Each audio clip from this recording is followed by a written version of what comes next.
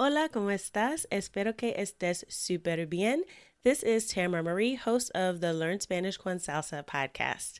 Now, before we jump into this episode, I wanted to let you know about a special opportunity that you're definitely going to want to take advantage of, especially if your goal is to become fluent in Spanish. For a limited time only, my team is opening the doors to listeners of the podcast to take advantage of a free language coaching session. Now, in this session, it's not just we're teaching you about verbs or grammar, but we're really going to do a deep dive into what are your goals for learning Spanish, assess where you are on your journey to fluency at the moment, and help you map out a 90-day plan for how you can get to fluency. So we are going to help you take your Spanish to the next level, whether you're afraid of speaking Spanish or you just get a little bit nervous when you're talking to native speakers, or maybe you've got some of the basics down, but you really know that you struggle with getting your Spanish to flow and your listening skills aren't up to par. Whatever it is, even if it is a specific grammar issue, we will help you map out how to tackle that. And normally these sessions do cost, so we are offering a few slots for free. There are limited spaces available and they'll only be open up through the end of the month. So make sure you sign up. Go to SpanishConSalsa.com/coach. That's SpanishConSalsa.com/coach to book your free language coaching session where we will help you map out a 90-day plan to get to Spanish fluency. Okay, let's get started with the episode. Have you been learning Spanish, but you actually want to start speaking the language? If you want to make 2023 the year that you get fluent in Spanish, I invite you to join us for the 2023 Spanish Conversation Challenge. In this free 5-day challenge, we will get you speaking Spanish each and every day so that you gain confidence and you're able to have conversations with native speakers. To sign up now and let our team help you take your next step towards Spanish fluency, go to SpanishConversationChallenge.com. That's SpanishConversationChallenge.com.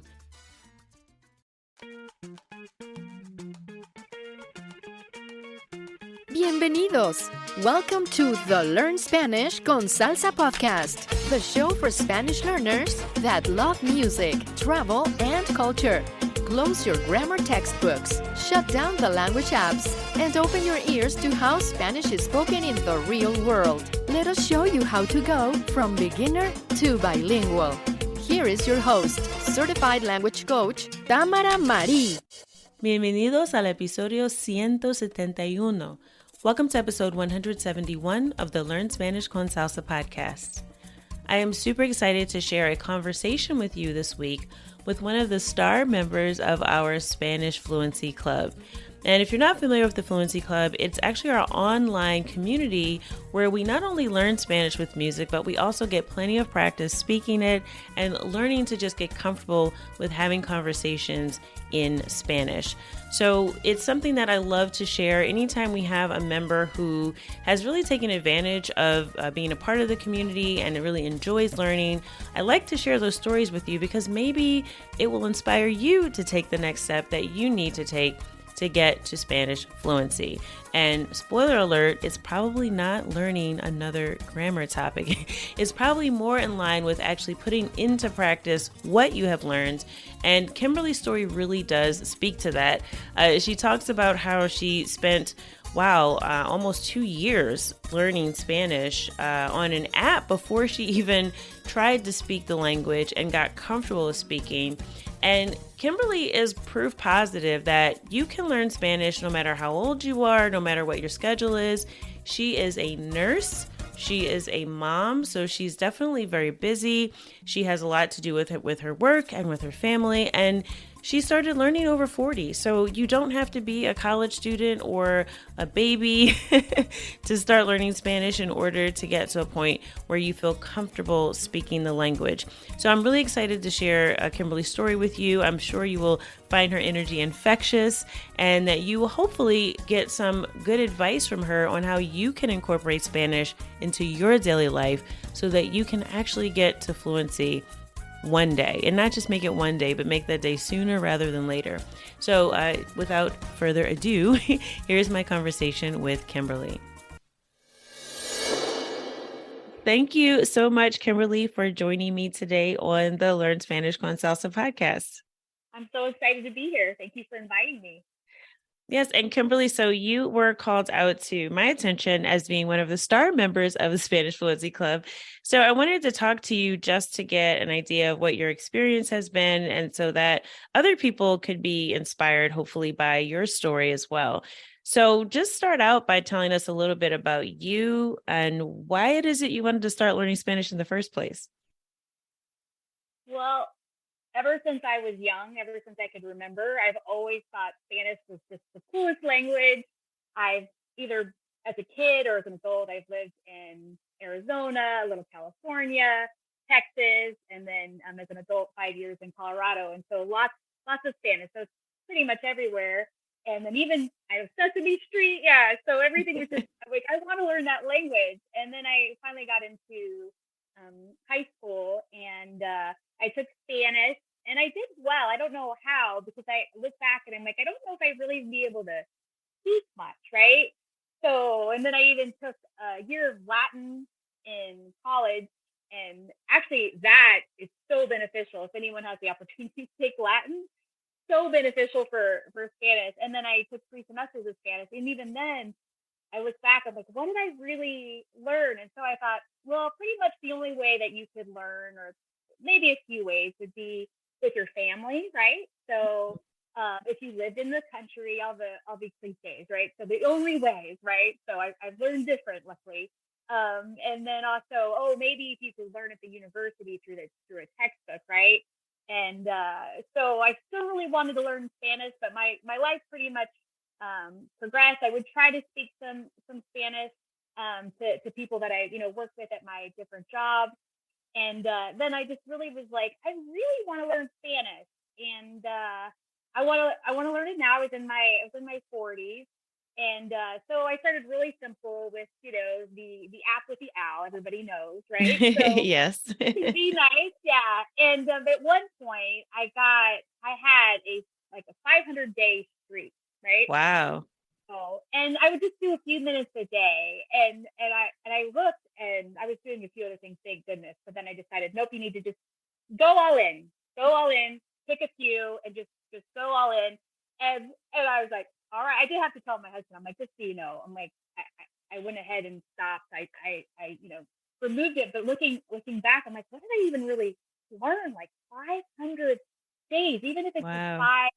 five minutes. But then again, it is nice to just kind of help. It's there's a free version. So at that point, I started to listen to people, and a lot of people would say, actually, just you should just start talking to people and actually get involved. That's the real way. Have like a tutor. You can get a tutor online, and we're really lucky that we have technology.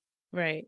So, and then so about 2000, I don't know, maybe 2019, I was just looking around, and one of your friends, Ollie, right? Ollie with story learning. Mhm. So I went across his program, and I started with that. So, and then I was just using a little bit here and there. I would use an application for vocabulary. It's a really good one. I don't know if I'm allowed to say the different applications that I use, or if Yeah, I you can. can share. Feel free to So, share. Yeah. If it's been so, helpful to so you. yeah, so I use Grok, and I find it really helpful for general. And then also I recently got the premium Quizlet for 2 reasons, and I use that is because a lot of your lessons are there, so I can go and review whatever the pretérito, whatever I need to learn. And then also I've been adding it whenever I learn vocabulary in the Spanish Fluency Club, or with my tutor outside the Spanish Fluency Club. I go and add that so I can learn, because a lot of these words don't stick, Hmm. So I do that. And then I do Zumba, and I love Zumba, and I love the songs, and almost all my playlists are all just Spanish songs. There's a few English, a few that are in there, and I really wanted to know the lyrics. And then also I'm a nurse. I work mostly with adults, but I also I work mostly with kids, but I speak to a lot of parents and then some adults. And I used to be inpatient. Now I actually work via telephone and computer. So, but even then, I'm like, I really need to learn Spanish. And my biggest motivation is actually the culture. I want to talk to people and in culture. So I do like nursing. I do like medicine. I like being able to talk about that, but that's always going to be kind of tertiary, if that makes Mm-hmm. sense. Mm-hmm. So I'd make it to there someday, but I looked up and I'm like, I'm going to see if I can find some way to learn Spanish. It sounds like it's, so, like, wow. Uh, so let me see if I can find a way to learn Spanish through songs. Mm-hmm. So I'm going to look up some podcasts. I'm like, what is this? Spanish con salsa? Like, this doesn't even sound like this could happen. Thank you for making this program. And I talk about this program all the time. So, yeah, everybody knows about it. They're like, yeah, talk to Kimberly to start talking about how great Spanish con salsa is, and even my husband. And so he has a joke. So does my brother, that if you're saying a word too much, you're limited the number of times a day you can say it. So it might have been, whatever, like feeding for babies when my kids were young or whatever. But my husband jokes, it's Spanish con salsa. I know it's Spanish con salsa, Kimberly. You don't have to.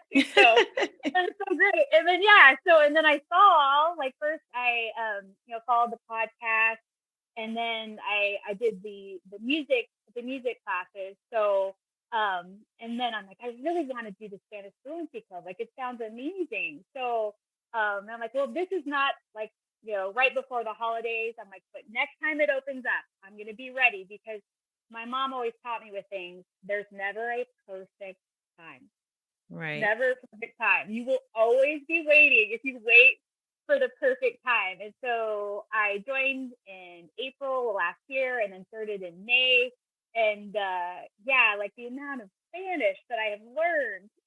Yeah, I can't even believe how much I've learned in a year, just from the Spanish Fluency Club. Like, thank you for developing. I just follow it. I try to work a little ahead. Mm-hmm. I also try to learn vocabulary, whatever's usually going on with my kids, or maybe my job a little bit. I'll try to look up, like, the My Little Pony party, right? That's not going to be for everybody, but for my weekend it was. So yeah, we try to know, like, a little bit about what's going on. But yeah, so it's just amazing.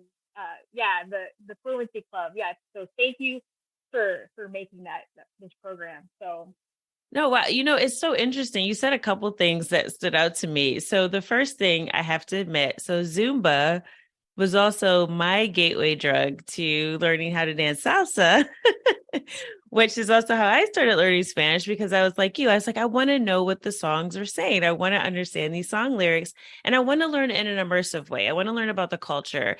And, I can't just pick up and leave and move to a foreign country right now, because, like, I have a job, I have a home, I have a son, so I had all these things going on, and I was like, there's got to be a way to do this. So it's just funny how you mentioned that, like, it mirrors some of my experience as well. And I wanted to ask you, since you talked about, like, time, you mentioned being a mom, being a nurse. So I know that your schedule is really crazy. Also being, in your 40s, like, some people start learning in college or in high school, or when they're children, they say, oh, you can't be fluent unless you start learning language, like, when you're like 2 years old, and all that kind of thing. So how is it that you've managed to find the time to learn so much Spanish in the time that you have since you joined the Fluency Club? Because I imagine that your schedule is busier than most, or maybe just as busy as some other people who might be listening. So can you share, like, how you're able to fit everything in and how you make time for it? So it's just making it a priority. And then you also taught us as a group, what's your plan B? So what are you going to do if you just have no time to sit down and formally? So, and in that case, it's I'm usually listening to the songs, or I might even listen to one of your grammar lessons, or whatever. So because sometimes you're on the soccer field all day or wherever, like, and Right. you just don't have time. So always having kind of that plan B. You taught us that, and then just making it a part of your life. So let's say you don't have a time to sit down, but you're going to be, cleaning your house. You're going to be cooking. You're going to be doing the dishes or whatever. Or even, let's say I need to be able to walk. I need to get a little activity today, but I also need to do Spanish. And today's just one of these days I'm going to be working 10 hours or whatever. I'm going to be up till 10 o'clock doing activities or whatever. Then you can listen to the Spanish and you think it doesn't benefit you, but it does. So because there's a certain amount of, I don't know what the word for is in your brain, but the whole muscle memory. So yeah, eventually you're like, oh, why is this song so much easier now? Well, because I've listened to it so many times, but I incorporate it into my lunch break. So I'm fortunate that I have to work 8 to 5, so I have to take an hour lunch break. So I incorporate, at least 10 minutes into my lunch break. And then I also make sure I have time in the evening. So often when my kids go to sleep, or also, mom needs 10 minutes, mom needs 20 minutes, and so they know it's Spanish time. So just making it a priority, and then you just gotta choose. There's only so many hours in the day, right? So what? Because people are like, oh, that's so amazing that you do that. That's so amazing. And I'm like, you can do it too, right? So, but you have to choose, and some people may choose to play violin, or people may choose to do some other activity. So, but for me, it's fun. It's a priority. We just kind of worked it into my day, and I also feel like my family just thinks, especially my kids, they just think that language learning is just normal, like a normal part. Like I talk, everybody knows, like all the Spanish con salsa coaches and everything, but my son, he speaks Mandarin. He goes to a public school that offers Mandarin, and then my daughter's going to learn Mandarin, and so to them, and then my son loves, so does my husband. They love football, like real football, soccer, right? Yeah. They're all in Spanish, and so there's maybe a little interest. I don't know about with my husband, maybe one day, but definitely like my son, like, oh, it's really interesting. Like a lot of his favorite players, speak Spanish. Yeah. And then my daughter really loves it because she thinks that's just normal. Like mommy learns Spanish, and so just really making it like this is normal. This is what we do, at least in our family. And yeah, it's just a really, really normalized, just making the time. Now, I love that you've made like language learning just a norm in your house, because I think that a lot of us that grew up in the US, right, and we took a second language in school, it didn't feel like we were supposed to speak it. It felt more like it was like language appreciation, I call it, like art appreciation class. Like they don't expect you to paint a Van Gogh. They expect you to look at it and admire it and understand why it's great. It's the same thing with language classes, I find, in the US, especially like in public school. Generally, in the past, it had been. I think it's getting a little better now, but not much, right?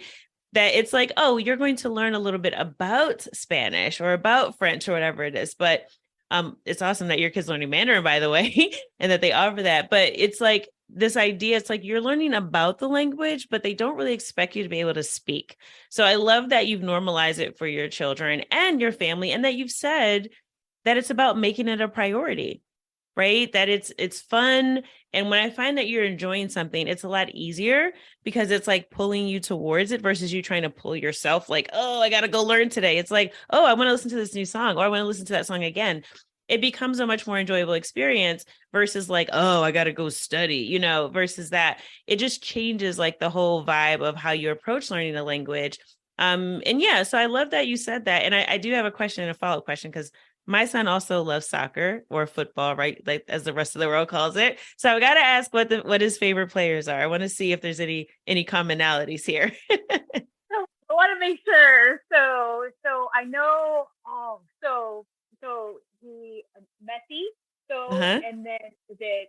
So I listen, but you know what I mean. Like his knowledge of soccer is just off the charts, right? So were you watching the World Cup? Did you see Messi in the World Cup? Yeah. So yes, and then also Cristiano Ronaldo. Cristiano Ronaldo. So and I know there's so many. He'll be like, Mom, how did you not know all my favorites? Or same thing with my husband, who they both like the Premier League, and so this is like this is, you can see, like, not my specialty when I'm talking about football. Well, but But you I know what? love I it. think we need to get them together for a chat because I think like my son is all over Ronaldo and Messi as well. We watched the World Cup. He had to tell me about soccer because he also plays soccer. So he was trying to explain to me what was going on in the World Cup. So I had to get educated too. So it sounds like we're Well, in the get same boat with educated. that. Yeah, and then they both like the Premier League, and then my husband likes Manchester City, and then there's Mhm. he's a huge player for Manchester City. I can just picture him right now. So he just scores like amazing goals, and then my son is Manchester United. So, but they do Very try to cool. root for each other. So yeah, yeah, and they just yeah, like they're so yeah, so enthusiastic. So yes, I keep learning more, but as you can tell, I'm kind of new and I'm trying to learn because they just are so excited about yeah. So but sometimes the games like are completely in Spanish. Yes, So yeah. You'll learn a lot of soccer vocabulary just watching that Beyond the Goal, right? You learn them kind of talking about things. Yeah, that's really cool. So so we talked about like making time for the language by making it really a part of your life, which I think is key because when we're trying to do something, and especially when we have family, we have friends, we're already involved in things, it can feel sometimes, I don't know if you felt this way, but like learning the language you can feel a little isolated because maybe you don't have friends that are already interested in learning Spanish and you're like I'm really interested in this, like where are my people, right? Where are the people that I can talk about this with that kind of understand that feeling of when you hear people speaking Spanish, you're out in public and you're like eavesdropping because you're trying to see will you pick up anything they say, right? You're like, who can I talk to that understands that? So I'm curious with the Fluency Club, like what did that change about the way that you approach Spanish? Have you found having the weekly conversations group help I'm sorry, I messed it up. Have you found having the weekly conversation groups to be helpful to you, or how has that changed how you've approached learning Spanish? it's just so helpful because you actually learn, you actually use what you learn, right? So and then you can also see where things you need to work on a little bit more. So but yeah, and it allows me to be comfortable. Like although everyone thinks I am just the biggest extrovert, everybody thinks I am, but it's kind of, I guess I could say I'm kind of an extroverted introvert. Like I can actually be very, very introverted at times. Mhm. But I just have kind of always forced myself because I don't want to be in the corner because I know if you're just in the corner not doing anything, that's what introverts do. But you know what I mean? Like I've kind of forced myself. So, but it allows you to feel comfortable so that it's not so stressful, right? So, and then it also allows you to make mistakes and like I don't know if I'm the queen of making mistakes, including in our group, but um, but also allows you to make mistakes, especially like in the group um versus like out in the community. There, I know people would be really nice, but yeah, it just takes the pressure off because they're so patient, and you also get to meet other people. You get that camaraderie. So, because sometimes you do, some of the people that I have the most outside of the Fluency Club, like kind of understanding and kind of that camaraderie is one of the people is the people who is the teacher at the gym where I go. And English is her second language, and Spanish is her first language. So when you talk to anybody that's learning another language, that camaraderie, like about language learning and stuff like that, because yeah, sometimes you feel kind of alone. So when you have that Spanish Fluency Club, yeah, you don't feel like everybody's kind of in this together and we all have a common interest, and because it can feel a little isolating, like am I the only one that's deciding to learn Spanish in her 40s, or so yeah, so it's just really nice to have that. And yeah, it's just they're so fun, like we're learning, but like it's so like as you I mean I know you're biased, you said this because you should be because they're fantastic, but yeah, the coaches are just absolutely fabulous. Absolutely fabulous. It's so fun. It's so knowledgeable. Yeah, and I always tell people, like I do always brag like that we have an amazing team, and they really do make it fun and they make it interesting and they make it easy. Like I've never had anyone come out of a session and go, "Oh my gosh, I just felt so stressed out and I didn't know what to say," because our team is just great and they'll work with you regardless of what your level is. And I love that you mentioned that it takes the stress out of things and being introverted, right? And people thinking that you're more extroverted. And I'm similar. I find that when I'm in smaller groups, like I appear more extroverted than I actually am. But yeah, I think that that's really important because when you're stressed out, you literally can't even access the Spanish that you know that's in your brain, right? So if you don't find a place to practice, to kind of get over some of that anxiety that comes with learning and speaking a language as an adult, right? Because as kids, we're usually like, oh, it's fine. You're not worrying about making mistakes, but something happens that as we get older, we're much more self-conscious and we have this expectation that we're going to perform perfectly instead of thinking about connecting with the people that we're speaking to and being okay with not being perfect and making mistakes. So I love how you called yourself the queen of mistakes. Because I think that's how you learn. You have to go out into the world and actually do things. It's similar to I was taking actually a stand-up comedy class, ironically. And one of the things we talked about in the class was you can't do stand-up comedy in your bedroom. Like you can't just be writing jokes and never test them out. Because what if no one laughs? What if they're not funny? But if you spend like a year, like I'm going to write the perfect jokes, and then you get up and they don't work, you've now spent a whole year and not realizing that maybe you were on the wrong track.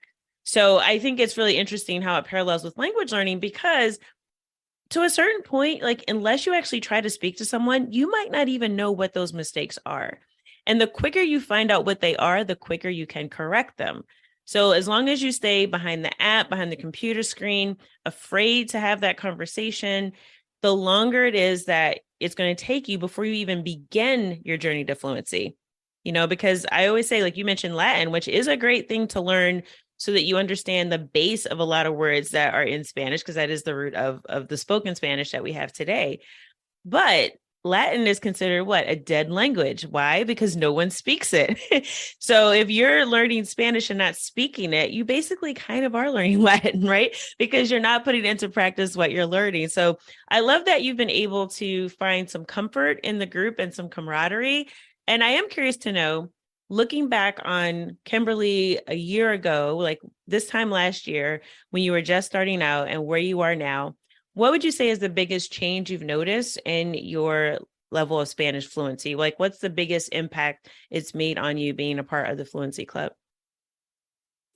So just mostly just as far as my comfort, understanding a lot more, though that's always the hardest for me is understanding, right? So but just the comfort, and then just thinking back, like before, like I would do a few sessions with some outside Spanish con salsa tutors, and I would understand some, but like so much, I wouldn't just be able to hear like so much. Like she was saying Europa, and then I'm like, is she talking about ropa clothes? Like, it's like you know what I mean? So, like everything was, very confusing, and then not knowing the B's and the V's, right? Like, so why does Vivier to live and Vivier to drink sound like, like they don't sound the same? So, and then just my comfort level, like, and also just probably my accent. Like, I still really struggle. Like, that's going to be ongoing for me with my accent, but just pronouncing the word so much better before, and then being able to speak in Spanish, like for long periods of time. Like, I met my goal where we have to speak only in Spanish for at least 10 hours. So I met that, and sometimes it was a little bit of a struggle, but there's no way I could have done that a year ago. Like, okay, you're going to speak for about 2 hours in Spanish only. So like, what? Like, I can't do that. I'm going to have to say como se dice. Like, so yeah. So just the amount, and yes, I am learning, especially like, was it in the Nido, like Pedrito and Pedrito Imperfecto. Yeah, I'm still learning. Sometimes I'll be telling a story. I'm like, I'm just gonna have to go to the present tense because it's too hard. Yeah. So, and then just being able to speak and being able to kind of communicate. So, and understand some pretty difficult things. One of my professors does a lot of culture in Mexico, right? So some of the stuff is really kind of very difficult. So, and also sometimes the coaches, they'll talk about very specific things and some more kind of difficult, but getting basically understanding like the general idea being able to communicate what I need to say, and then being able to understand. Yeah, it's the whole point, right? It's like I can do that. Whereas like there's just no way. And then one of your sessions, you taught this because I'm like, I have to know all the words. Like I need to know the word for vaccine and curtain and whatever. Like I need to know all these words. And you're like, no. Like you can just make sure you warm up. Like would you ever play like football or right? Or like would you ever just start running, right? You're gonna warm up, right? You're gonna listen to like a Spanish song and kind of warm up. And then also you can talk around. So if you forget, the word, whatever they may be, there's been lots of words. Like I had forgotten the word for shark. And so I said, I said in Spanish, like kind of like a fish in the ocean with big teeth. You know what I mean? So yeah. So just the comfort level and being able to see the progress. So like, it's such a gift. Like, thank you. Like, thank you for having this program. And yeah, I just followed it kind of to the T a little bit further ahead. And yeah, it's such a gift to be able to speak, and then you realize that they understand you, right? So you can even joke a little bit too. Like you're like, wow, we're joking a little bit too. Like it's just so fun. Yeah, that's great. And I love that you mentioned like being able to talk around things, because that's one of those Spanish conversation hacks that, I think people lose sight of. Like they're like, no, but what if I forget a word, then I freeze up? And it's like, well, no, we teach you ways to like keep the conversation going, because the point is to communicate. The point is not to show that you are like perfect in some way, right? So I love that that's been helpful to you, because it is a skill that you have to learn. Even if you have all the perfect vocabulary, being able to access it and use it in real time, and then knowing what to do when your memory fails, instead of just like giving up, right? Or freezing and going, or switching to English, which is what most people do, especially if they're talking to someone who's bilingual and also speaks English. But learning how to stay in that moment. And it's amazing that you've been able to talk in Spanish for a few hours or listen to things and understand more. So I think that is just also a testament to you showing up in the club and actually doing the work. Because I think a lot of people just, we'll sign up for courses and things and we'll go, okay, well, it'll do everything for me. But you've clearly made it a priority. You've made it fun. You have great energy around it. And I think that you've just done well. And so I thank you too for being a part of our community. And to end out, I want to ask you just a few questions in español. Entonces, ¿estás lista? Estoy lista. Ok, entonces, Kimberly, ¿cuál es tu canción favorita en español? Trace por la mañana por Desi y Joy. Ah, ok. Esa es una bachata, ¿verdad? No. Aunque me gusta la bachata de Prince Royce y Romeo Santos, sí, es una canción con gente de zona. Ah, ok. Sí, y Desi y Joy son hermanos. Creo que Desi y Joy son de México y no es la bachata. Ah, ok. Entonces tengo que buscar esa canción. Otra pregunta. Si no tuvieras que trabajar, ¿qué harías con el tiempo adicional? Paso tiempo con mi esposo y mis hijos y me gustaría con mi familia, nos gustaría viajar a Costa Rica y Puerto Rico y viajar a lugares de Estados Unidos y nos gustaría relajar en nuestra casa. Entonces, relajar es una buena idea. Sí. Y la última pregunta que tengo es, ¿tienes alguna palabra o frase de español que es tu favorita? Sí. Claro que sí. Si una madre dice, ¿puedes ayudarme? Mi compañero de trabajo dice, claro que sí. Ok, muy bien. Claro que sí, es una frase muy, muy útil, yo creo, porque puedes decir claro que sí para decir sí. Es mejor que solo dice sí. También puedo decir claro que sí. Tiene más énfasis. It's more like sure. You're like definitely versus just like, yeah, you know? So I love that too. I love claro que sí too. Entonces, muchísimas gracias otra vez. Thank you, Kimberly, so much for your time and talking to us about your experience in the Spanish Fluency Club. You're so welcome. I love Spanish con salsa. Thank you so much for this opportunity. I hope you enjoyed my conversation with Kimberly, and wow, she was just really inspiring. I don't know about you, but I left energized after this conversation. And again, she's really just showing that if you make Spanish a part of your life, and if you're excited about it and you approach it in a fun way, then you can really make a lot of progress.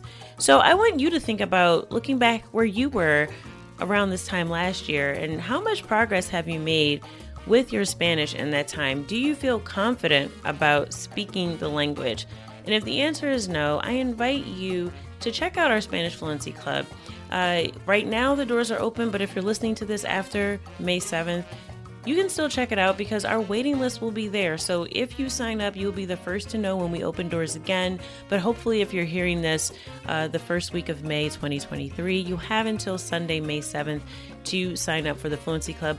And we do have limited spots available because we really do work to match everyone up with a group that will work for them. So don't wait till the last day. Don't wait till the last minute. If you're interested, if you really think that you've been doing a lot of learning, but you really need to put into practice everything that you've been learning in Spanish, or if you're just not sure where to start to get to fluency, check out the Spanish Fluency Club, SpanishConSalsa.com/join. That's SpanishConSalsa.com/join to get all the details about the Spanish Fluency Club. And we really do give you everything you need to get to fluency. So don't wait. Like Kimberly said, her mom said, there is never a perfect time, and I cannot agree more. The only perfect time is when you decide. It's all about making a decision that my life is not going to get any easier. I'm not getting any younger. I'm not going to be any less busy because something is always going to come up. I want to be fluent in Spanish, so I'm making it a priority in my life right now. And we love to be a part of that journey. SpanishConSalsa.com/join. And as always, I hope that something you heard on the podcast has helped you go one step closer from Spanish beginner to bilingual. Hasta la próxima.